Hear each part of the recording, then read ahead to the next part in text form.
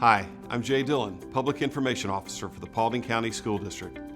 On November 7th, the citizens of Paulding County will have an opportunity to go to the polls to vote on whether to continue E-SPLOST for 5 years. SPLOST stands for Special Purpose Local Option Sales Tax, and of course, the E is for education. It's a 1-cent sales tax to fund the construction of new schools and classroom additions, renovate existing facilities, improve safety and security, and supply educational resources such as technology, fine arts, and athletics. This is not a new tax. Paulding County has had an education SPLOST in place since 1997. With E-SPLOST, 1 penny for every dollar spent on retail purchases in Paulding County goes toward funding the school district's capital needs. Anyone who spends money in Paulding, even if they're from other places and just passing through, contributes to our E-SPLOST. Nearly all of the 181 school systems in Georgia have an E-SPLOST in place. Paulding citizens should be proud to know the district's spending of E-SPLOST funds is independently audited every year and has received a clean report on every review. In Paulding, in addition to funding current capital needs with E-SPLOST, a portion of our collections is used to pay down existing bond debt, which keeps the bond millage on property tax bills at 0. Over the last 25 years, E-SPLOST has paid off bond debt, which keeps property taxes lower, purchased land for new school construction, helped fund the construction of 22 new schools, added and renovated hundreds of new classrooms, and equipped existing classrooms with state-of-the-art technology, fine arts, and physical education improvements, and helped maintain and update existing facilities with critical renovations. Families are attracted to our county because of the quality of life and our excellent schools. As more families move to Paulding, enrollment in our schools continues to grow. For the upcoming school year, the district population in 34 schools is expected to top 32,000 students for the first time. And in the last decade, enrollment has grown nearly 11%. Some schools are already exceeding their ideal capacity, and all schools face daily wear and tear from hundreds, and in some cases thousands of students and staff occupying the buildings day in and day out. The current E-SPLOST was approved by Paulding County voters in 2019. 4 years later, let's take a look at some of the major projects that have been completed or are underway. The current E-SPLOST and the district's construction fund have helped renovate schools that were showing significant signs of aging and were in critical need of upgrades, including Allgood Elementary School, Dobbins Middle School, and Hiram High School. Examples of the types of structural improvements E-SPLOST has brought to Paulding schools include replacing ceiling grids and water fountains, painting hallways and classrooms, installing new flooring and carpet, upgrading interior lighting to LED, roof repairs, refinishing gym floors, exterior landscaping, new sidewalks and canopies, asphalt patching, constructing secure corridors, installing new HVAC and generators, code compliance, and safety improvements such as new fire alarm and intercom systems, installing security fencing, upgrading exterior lighting, and much, much more. At both Hiram and South Paulding High Schools, existing classrooms were modified or renovated to introduce state-of-the-art engineering labs along with an audiovisual broadcast lab at Hiram. A 17-classroom addition at Russell Elementary School opened in the fall of 2021 and expanded enrollment capacity from 875 students to more than 1,100 students by adding nearly 23,000 square feet of classroom space.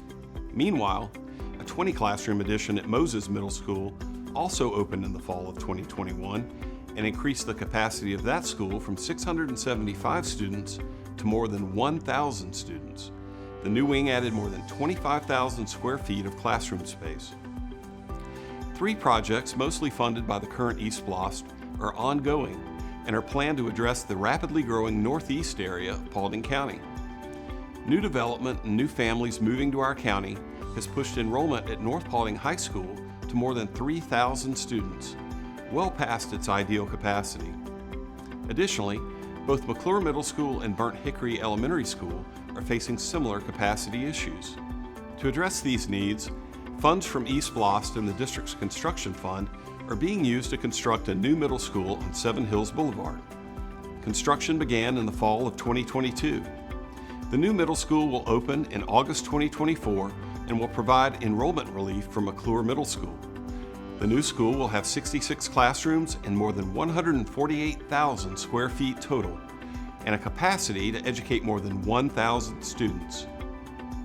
A new 20 classroom addition at Burnt Hickory Elementary School will add more than 24,000 square feet of space to the building and will expand capacity from the current 1,000 students to more than 1,200 students.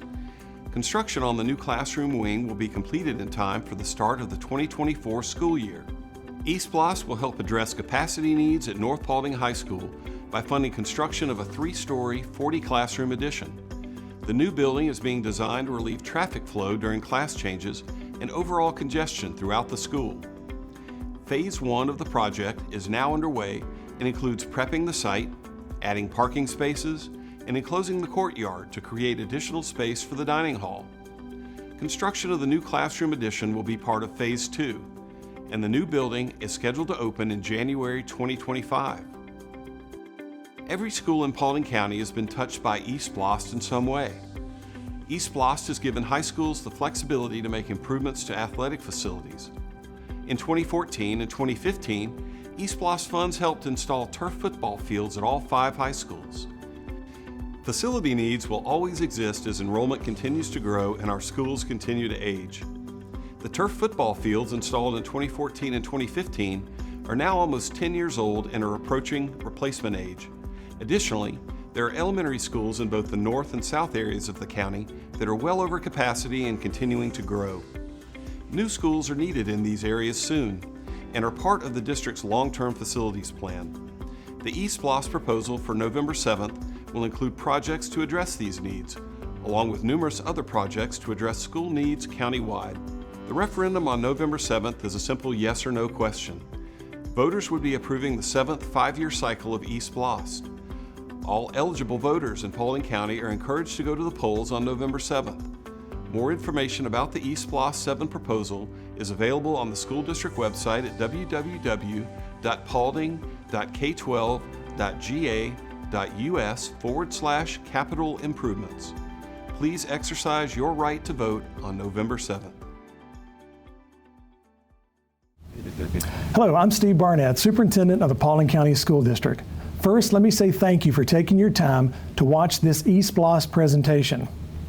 It follows the same format we've used over the last few weeks in our 5 in-person community meetings. As you saw in the video, we have a lot of exciting things happening here at the Paulding County School District.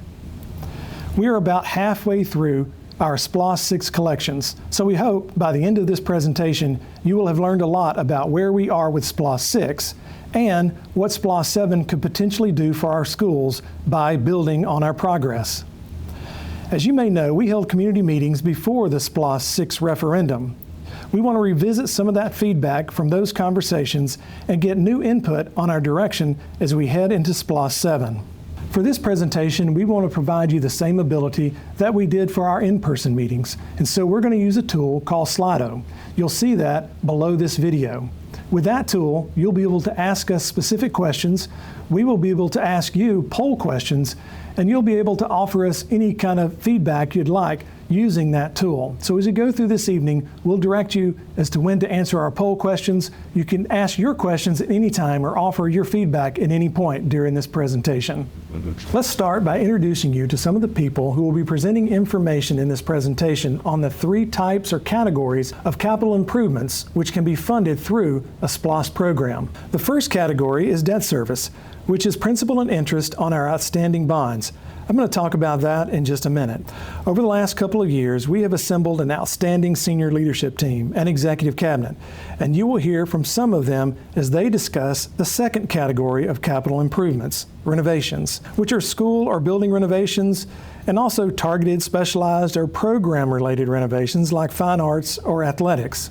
Dr. Jason Gregatas serves on our executive cabinet as the district's chief of staff. He will discuss our E-SPLOST 6 renovations. Doug Carey is our Executive Director of Facilities. Doug and his team have done an incredible amount of work. 2 years ago, we did not have a facilities or construction department. The one gentleman who served as our construction manager for many years retired, so we have literally built a department from the ground up in just a few months. Doug is going to introduce our new facilities master plan, which is critical for a district like ours. He will also present our proposed E-SPLOST 7 renovations. Jason Freeman also serves on our executive cabinet as the district's chief school leadership officer. He will present athletics and physical education, and Mike Ruppel, executive director of safety and security, will share some of the safety and security elements in SPLOST. But we've also asked Jason and Mike to share a little about where we are globally with safety and security. This is another area we have focused a significant amount of our efforts. 2 years ago, we had a safety and security staff or department of one, just Mike. Jason, Mike, and his team have also done an incredible amount of work in a relatively short amount of time. I'm going to come back and talk about the final category of capital improvements, new construction, including building additions and new building construction to address capacity or building age or condition concerns. Here's our SPLOST timeline. Our current SPLOST 6 started in April 2021 and should end 5 years later in March 2026. Meaning we're only about halfway through our collection period for SPLOST 6. There's a chance SPLOST 6 could end early if we hit our collections limit, but a lot of things can happen between now and 2.5 years from now. Ultimately, SPLOST 7 would start whenever SPLOST 6 ends, because you can't have more than one active SPLOST. If SPLOST 6 lasts a typical 5 years, SPLOST 7 would start in 2026 and end in 2031, assuming it's approved by the voters in November. 2031 is around 8 years from now. 8 years ago, we added around 100 students, about 0.5% annually. This year, we should add closer to 500 students, around 1.5% annually. According to the Bureau of Labor Statistics, new school building costs have increased 50% over the past 8 years or so. A lot of things can happen between now and 8 years from now. Who would have imagined we would have had a pandemic 8 years ago? Collections and the projects they fund could change for a host of reasons over the next decade or so. Changes in the economy and its impact on our collections, inflation, construction costs, and supply chain disruptions, changes in housing growth, building capacities, our enrollment projections will impact projects and their timing, especially beyond 5 years, where projections become more of an art than a science. Basically, everything is subject to change, with the exception of perhaps the referendum itself and our debt service requirements. For SPLOST 7, we estimate, assuming a 3% growth rate, that our projected collections will be around $167 million. We also estimate that we could receive another $9 million in Georgia Department of Education reimbursements for various projects, meaning our total projected funding is right at $177 million. Like SPLOST 6, the 7 referendum allows us the ability to issue bonds to launch some projects early. We're not obligated to do that, just have the ability. So those are big numbers, and I wanted to provide some perspective or context with that. So remember, we are the 11th largest school district in the state of Georgia out of 180. We're also the 6th fastest growing large district in the state of Georgia. One other thing to consider is we are low wealth, primarily because we have a small commercial and industrial tax base here in Paulding County. In fact, our tax digest is only made up 15% commercial industrial. That's compared to our comparable districts, which are over double that number. Another way to look at it is, for every dollar collected locally by our comparable school districts, per pupil, we only collect 73 cents. So again, for every dollar they collect, we collect 73 cents for our operating needs. But the same pressures that apply to our general fund also impact our SPLOST collections. So when you look at our larger surrounding school districts and what they collect through SPLOST, for every dollar they collect on average per pupil, we only collect 55 cents. Again, they're collecting $1 through SPLOST, we collect 55 cents. I say that because the reality is we have to make smart, well-reasoned, well-researched decisions, which is why we are utilizing a facilities master plan. I say all that to establish the fact that we are a very large, growing, and low-wealth school district, and we're never going to have the funds to do everything that we want to do, but we need to make sure we have the things that need to be addressed fixed. So that is a big part, again, of the facilities master plan that you'll hear more about in just a minute. All right, let's get started with our first category or type of capital improvement that can be funded through a E-SPLOST program. That is debt service, which is probably our first priority for our current E-SPLOST program. And again, debt service is just principal and interest on our outstanding bonds. Currently, the district has about $80 million in legacy debt. And that's debt that remains from the early 2000s when we issued around $192 million in bonds at the time.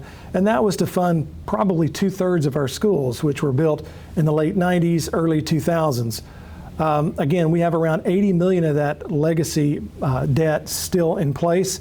If you look at the chart there on the screen, first, sort of in the foreground there, you'll see E-SPLOST 4, which is when we converted to funding debt service through a E-SPLOST program. From E-SPLOST 4 all the way through E-SPLOST 6, we will fund $128 million toward meeting that legacy debt. In fact, you will see that we currently have around $40 million in the referendum in E-SPLOST 7 for debt service. And then again, if you look at the chart there in the background, you'll see how we have been paying off that legacy debt over time. And if we continue on our current trajectory in E-SPLOST 8, we will actually pay off all of that legacy debt and essentially be debt-free. Again, that's assuming that the voters approve E-SPLOST 8. Again, there are two ways to pay debt service, either through a E-SPLOST program or a bond millage rate. Both are acceptable and both are utilized at school districts across Georgia.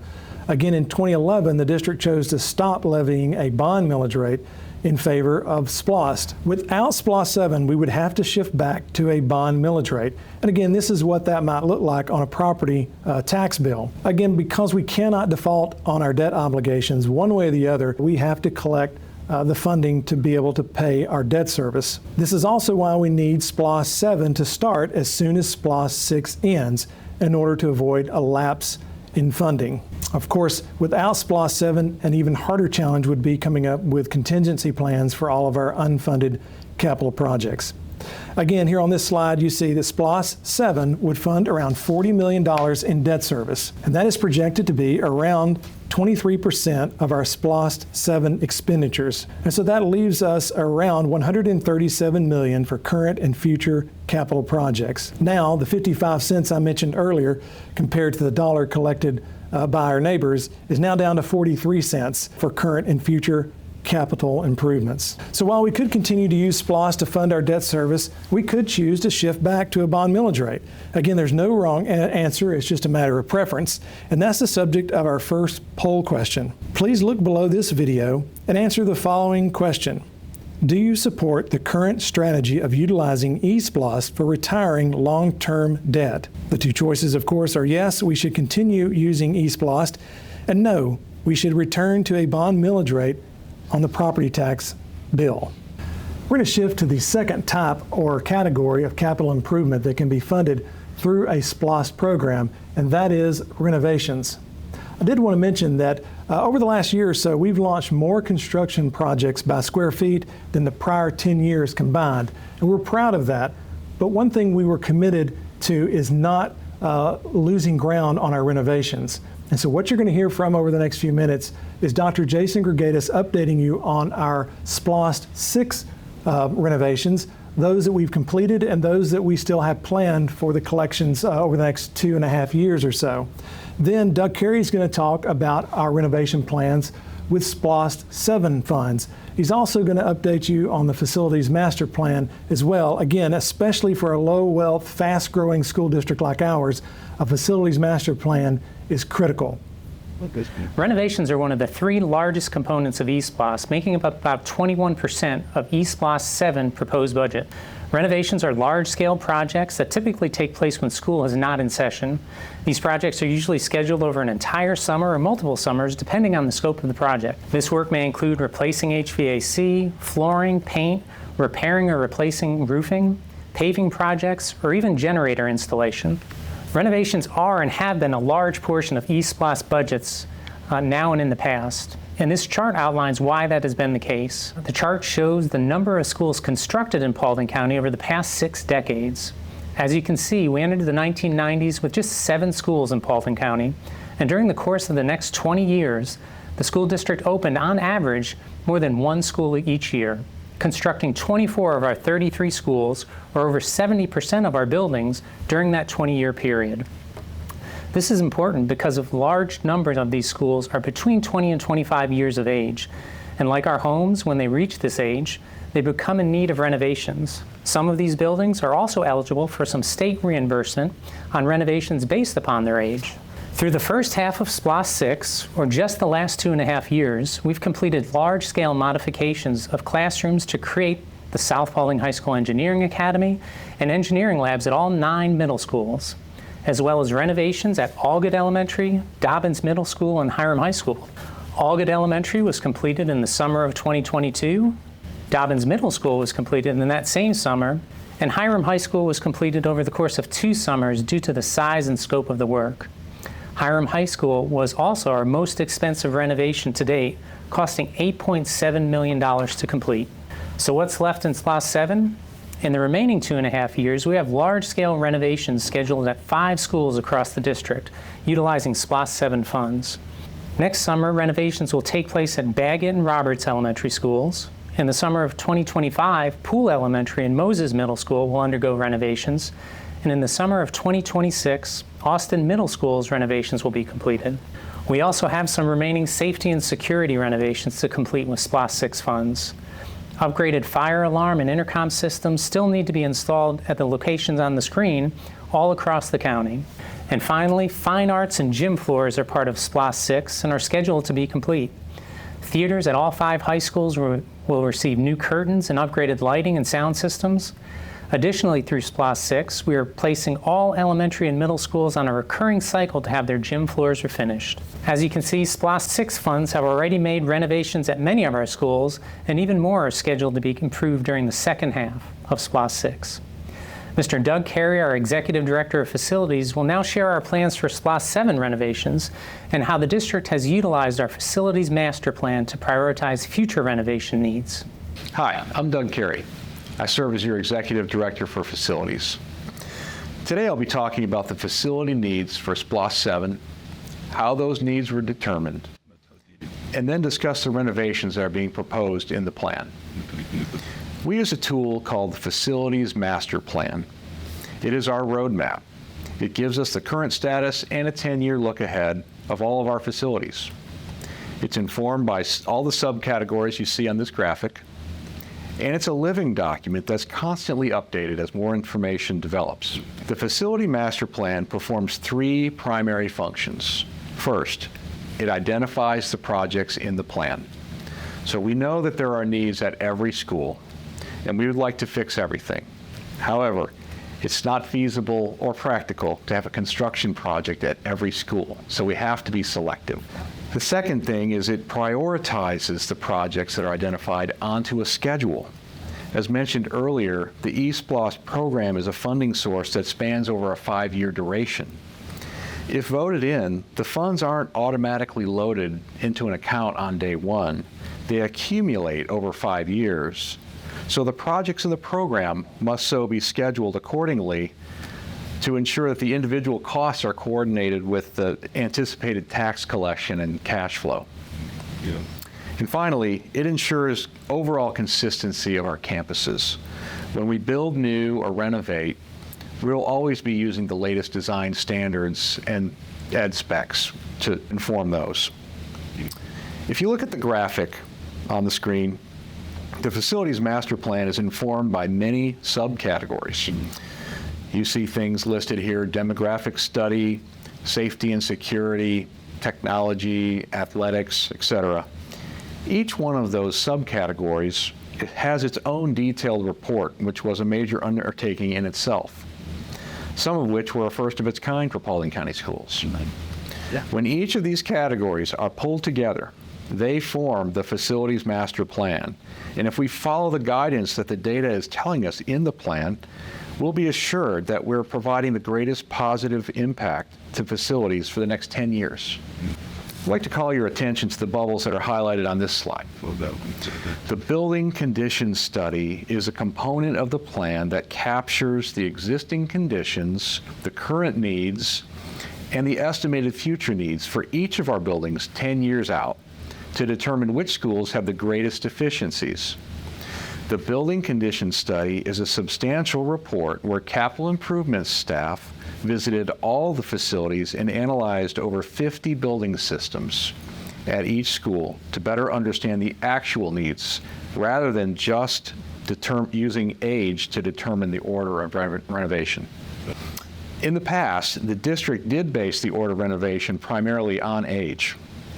But as the district has grown, it became apparent that two schools that are built at the same time and may even share the same prototype may have very different deficiencies due to different programs offered at the facility, community usage, operational differences, etc. So today, age still plays an important role of the condition of the building, but also considered are the density of the kids in the building. So we know that schools that are at or near or perhaps even over capacity are going to naturally have more wear and tear on each of them because there are more bodies in the building.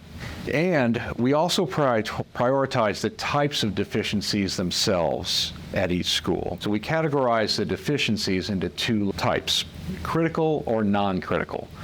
A critical system deficiency is one that impacts instruction when it fails. So that would be an example of that would be an air conditioning system that's not working in a classroom. If it's really warm and humid, education's going to be impacted there. Non-critical deficiencies, although we don't like those either, and we'd like to fix everything, those don't rank as high as a critical system deficiency. Non-critical system deficiencies are things like frayed carpet, paint that needs touching up, bathroom partitions that need replacement, and so on. There's much more to be discussed on the building condition study that I can possibly put in this recording. So if you'd like to read up and learn more about that, you can find it on our district website. If you click on the Paulding County Schools website and go to our district, then click on capital improvements, planning for our future, and then facilities master plan, you'll see all the different categories that I listed there. In the building condition study, each facility is classified into one of 5 categories. Those are listed here: excellent, good, acceptable, operational, and functional. I'm not going to go into all the characteristics of each classification, but if you'd like to know more about them, you can reference the report. It's important to know that regardless of the category that each facility falls into, all of our schools are safe environments and they're well suited for education. The difference is the schools that score lower in the building condition are just going to require more maintenance and may have more inconveniences encountered on a daily basis. So if you look at the slide here, the column on the left is an indicator of our current condition. According to our research, we have found that 15 schools fall into the excellent or good category. 15 schools are in the acceptable category. And 3 schools are in the operational category. Once all of the SPLOST 6 projects are complete, we will have 24 schools in the excellent or good category, 9 schools in the acceptable category, and only 1 in the operational category. That's a testament to the power of a SPLOST program. However, if we stop all the good work there and we do not have a SPLOST 7, you can see that in 10 years, the column on the right is where we'll end up. We are forecasted to go from 24 down to 15 schools in the excellent or good category. We would go from 9 to 7 in the acceptable category, and we'd go from 1 to 12 in the operational and functional category.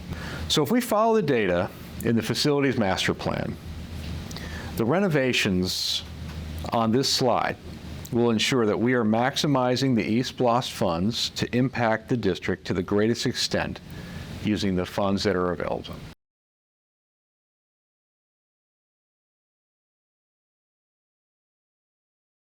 And on this slide, once again, you see the 2 columns on the left are the previous columns that you saw. If we have a SPLOST 7 and we follow the projects and complete the projects as proposed, the column on the right is where we're forecasted to be at the end of SPLOST 7. So you can see we would go from 24 to 28 schools in the green. We would go from 9 to 6 schools in the yellow. And the orange and red completely drops off the list.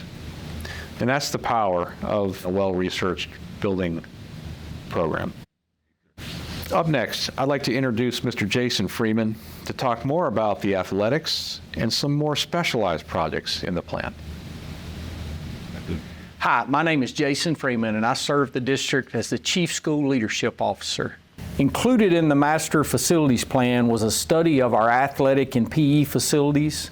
This study itself was very extensive and involved a large variety of people and resources. Our review team, which included consultants from outside of the school district, made multiple visits to review each athletic facility and field within the county. Several of our Board of Education members also joined us for one round of the site visits that took place at each high school. The purpose was to identify needs in an effort to provide consistency across the district. In conducting this review, issues that impact these facilities, such as overcrowding, student participation levels, and administrative approach, were considered. I will say that I have been fortunate and blessed to work in the Paulding County School District for the last 29 years. In that time, I have been able to serve as a high school AP and athletic director, a high school principal, as well as the district athletic director. And I will say that we've never come close to conducting a study of this nature or depth when it comes to the athletic and PE facilities on our 5 high school campuses. The study was very time-consuming, and it utilized a great number of resources, but we feel it was well worth it so that we can devise a plan to make sure that all of our student athletes get the very best that we can afford to provide them. This comprehensive review included the following amenities: the football field and stadium, the field house, the baseball and softball fields, multi-purpose field, tennis courts, weight room, wrestling room, the main and auxiliary gymnasiums, locker, dressing, restrooms, and maintenance and storage facilities. Keeping in mind that our weight rooms and gymnasiums are also utilized as instructional units throughout the regular school day. For each of these amenities, the review evaluated condition, equity, functionality, safety, accessibility, and other elements. I do want to share a few facts about the review. It began with an extensive survey that involved 76 questions of the principals and athletic directors of each high school. Following the surveys, a review team conducted multiple on-site evaluations of each facility element. The results of the survey and these on-site reviews were combined into individual evaluation matrices for each facility element of each school. Analysis of the results was then conducted through multiple reviews by district and school personnel. From this analysis, process-specific considerations were developed and reviewed by school principals and athletic directors. Following the analysis and review process, cost estimates were developed and recommendations were prioritized. These findings were outlined in the executive summary, and detailed information about each facility is also outlined in the athletic and PE facility study section of the facilities master plan that can be found on our school district website. There were several significant findings that were common to all 5 high schools. The artificial turf at each school was installed with SPLOST 4 funding in 2014 and 2015. The turf has performed very well, but has now been in use for over 8 years. The warranty on the turf actually expired in 2022-23. Additional life can be expected with certain repairs, but replacement will likely be required within 5 years to maintain the field's integrity and safety. I think it is important to share that all fields were recently tested for safety using the GMAX process, which is used nationwide, and all 5 fields met the necessary safety requirements. We have thousands of students that utilize these fields for great benefit. Obviously our high school athletic teams, but also our feeder programs, which consist of a very large number of our elementary and middle school students. Our PE classes and band programs utilize the fields, and we hold our graduation ceremonies on these fields as well. The estimated cost to replace all 5 fields would be around $3.4 million. A second common finding was the current field lighting systems, which are typically a metal halide light fixture.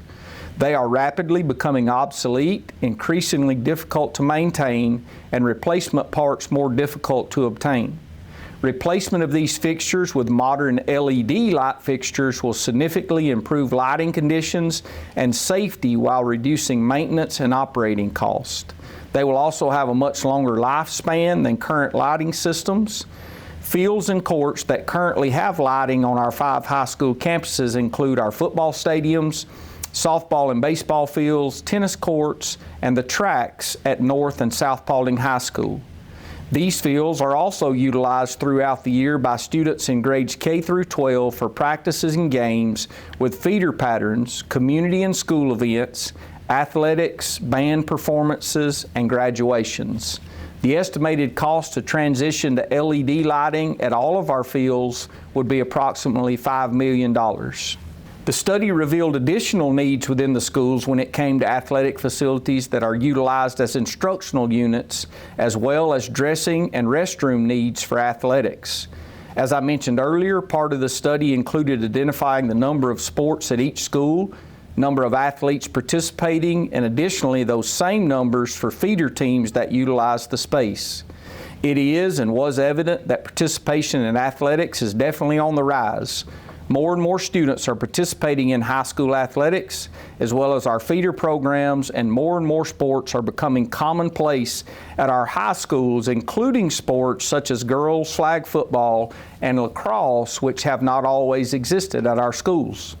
This is wonderful and exciting news because research shows that student engagement in extracurricular activities is beneficial to student achievement, climate, and culture. This increase in programs and participation, especially in female athletics, has created a need for additional dressing, restroom, and training room access at our schools. The study also found that this increase in participation, along with our increase in enrollment at our schools, has created some inequity in the athletic facility spaces that are also utilized as instructional units. For example, athletic facilities such as wrestling rooms have been repurposed in many cases into classrooms or combined with other athletic facilities such as field houses in order to free up additional instructional space. It was also identified that there is a discrepancy in the square footage per student for weight rooms at each of our 5 high schools. While weight room facilities are utilized by our athletes and sports programs before and after school, they are also utilized as instructional spaces throughout the school day. The number of course offerings for weight training are dependent upon the available square footage in each weight room. The study found that the square footage per student at our high schools ranged from 1.1 to 4.0 square feet per FTE, which creates a disparity of available course offerings from school to school. As a result of these findings, it was recommended that the district consider either constructing multi-purpose facilities that would be located in close proximity to the stadiums or making modifications to existing buildings. These facilities could house additional dressing, restroom, and training room space, as well as multi-purpose space that could free up instructional space within the main building or buildings currently being utilized to accommodate classes during the regular school day. The estimated cost of the multi-purpose buildings would be approximately $1 million per building, and modifications to existing buildings would be approximately $200,000. I am going to hand it off to Mike Ruppel now. Mike is our Executive Director of Safety and Security. He works within our School Leadership Division and has done an incredible job building his department in really a very short amount of time. He is going to share a little more information about things going on within his department, but I will say, and I would like to note, that out of all the positions you currently see on the screen, only his position and one social worker position existed 3 years ago.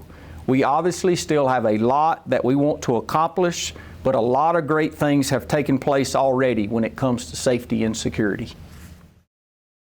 Hi, I'm Mike Ruppel, Executive Director of Safety and Security at Paulding County Schools. I'm here to discuss some of the current security initiatives and some of our future planning. We have added a lot of positions over the last few years thanks to the support of Superintendent Barnett and our Paulding County School Board. Some of these positions are listed on the screen. I would like to say that the social workers fall under Misty Cooksey, our Executive Director of Student Supports, but we've been able to add these positions to support every building in our county over a very short period of time. Some of our current initiatives that we're doing include access control, our crisis alert system, shatterproof window film, and our arrangement with the Paulding County Sheriff's Office to provide SROs, where we fund 100% of their salaries and benefits and a 5% increase to allow them to recruit and retain qualified SROs.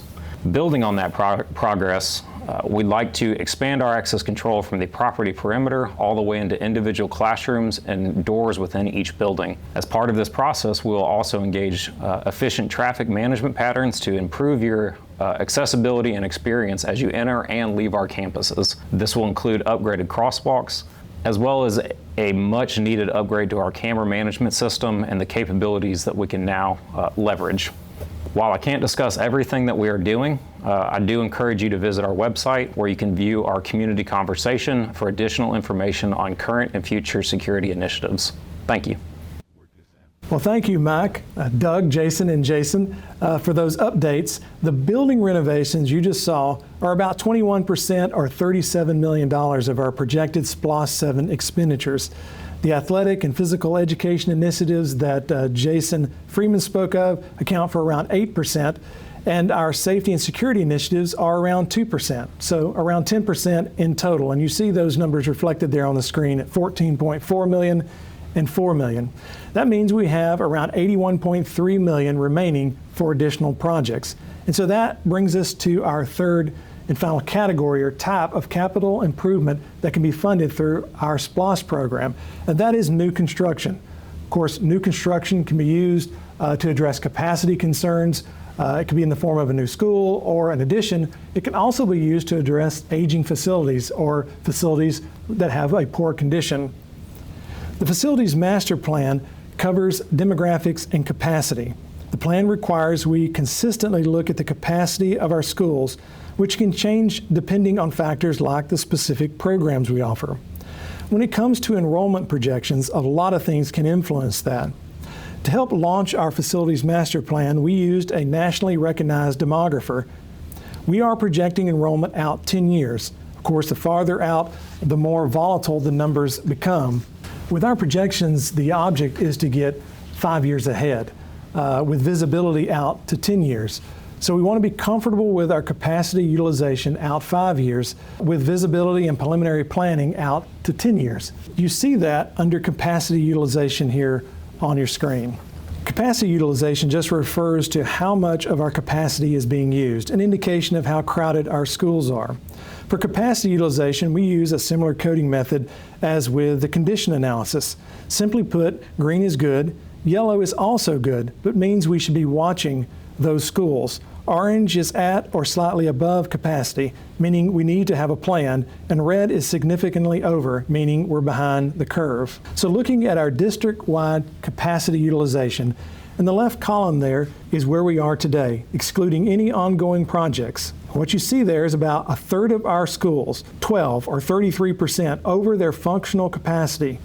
Orange, in other words. 7, though, are significantly over, and those are reflected in red. This is why across the district we are having to utilize approximately 30 mobile units this year. The middle column is 5 years later, excluding any ongoing projects. Now, almost 50% of our 33 schools could be over their functional capacity, with 11 significantly over. The column on the right is again 5 years out, but includes the relief from our SPLOST 6 initiatives. With our new construction additions and some strategic boundary realignments, we could cut the number of schools over capacity by almost half. That would leave around 8 that could be over their functional capacity. 4, significantly, all of those schools could be addressed through SPLOST 7.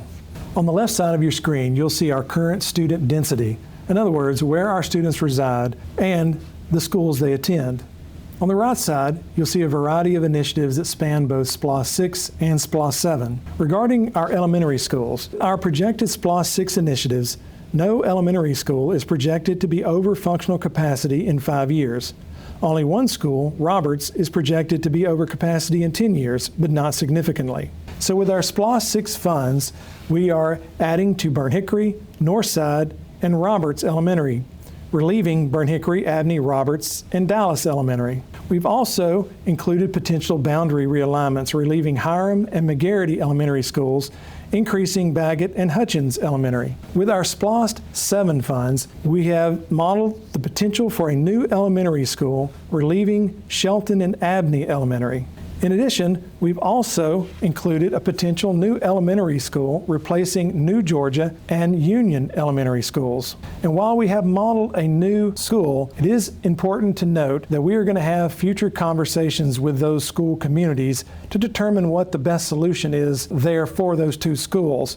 But for now, we wanted to model the most expensive alternative to make sure we could have enough resources to be able to fund that. So there'll be more to come on that particular school. But again, we do have a new school currently under design for relieving both Shelton and Abney Elementary included in SPLOST 7. In regard to middle schools, with our projected SPLOST 6 initiatives, no middle school is projected to be over functional capacity in 5 years. Only one school, Moses, is projected to be over capacity in 10 years, but could be addressed through a future boundary realignment. So with SPLOST 6 funds, again, we are constructing a new middle school off of Seven Hills Boulevard, which will relieve McClure, East Paulding, and Moses Middle Schools. We've also included potential boundary realignments between Austin Middle School and South Paulding Middle School.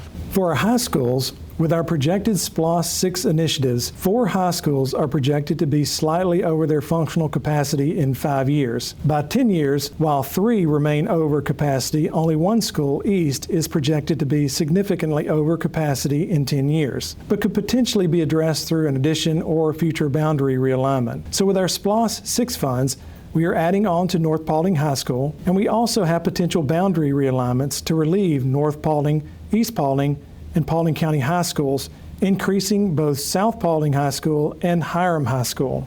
But here's what makes high schools more challenging. We also have to consider the number of students physically on campus. On average, around 7% of our high school students are not on the campus of their home school. They are in an alternative program like PVA, minimum day, work-based learning, or dual enrollment. When you consider the peak students on campus, East Paulding High School is the only one materially over their functional capacity in 10 years. So our new construction is about 40% or $70 million of our projected SPLOST 7 expenditures. And that brings us to our next poll question on Slido. Please rank the following in order of preference as methods to address growth and capacity needs of school facilities.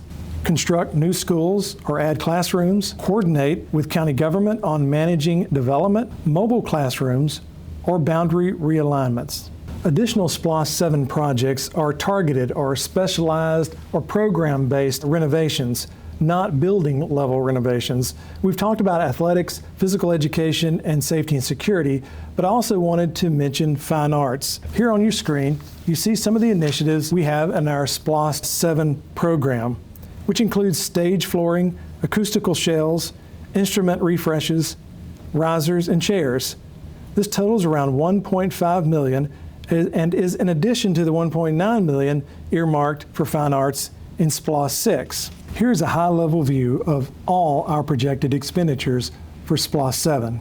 Again, debt service represents around 23% of our projected expenditures, or $40 million.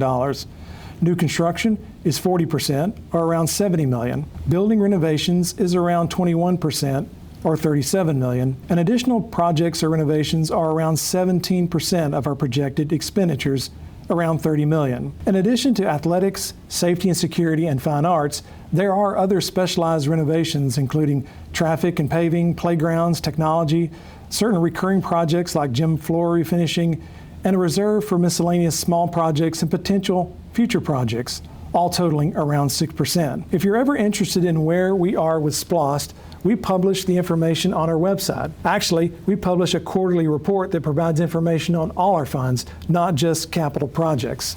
So as we mentioned earlier, if you have any more questions, you can visit our website, go to our district, and then drill down to capital improvements, where you can see all kind of information and beyond, really. So with that, we're going to go to our final poll question, which is, after hearing this presentation, do you believe the school district is on the right track with this proposal to continue building on our progress with E-SPLOST 7? Before we conclude our presentation, I wanted to hit a few key points that you saw in the video at the beginning, and that is E-SPLOST is a 1-cent sales tax on all eligible retail sales in Paulding County.